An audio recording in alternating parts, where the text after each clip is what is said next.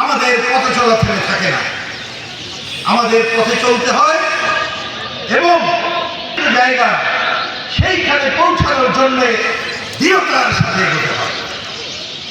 এইটা যেমন আজকে খুলনার সামান্য চিত্র, ঠিক একইভাবে আমাদের দেশের রাজনৈতিক আকাশের দিকে দেখলে আমরা দেখব এই একই ধরনের চিত্র আমরা দেখতে পাই।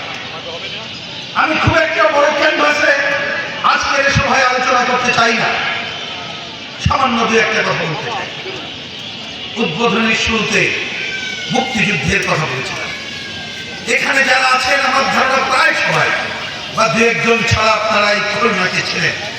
আমার হাতের ডান পাশে ঠিক এই জায়গাটিতে এইখানে একটা পার্ক, এইখানে একটা স্তম্ভ ছিল, আপনারা জানেন। এক সময় সেইটা এখানে পার্কের কেন্দ্র হিসাবেই পরিচিত ছিল, আর ওই বাঁ পাশের জায়গাটা ছিল হাদিস পার্ক, আমরা জানি। সেখানে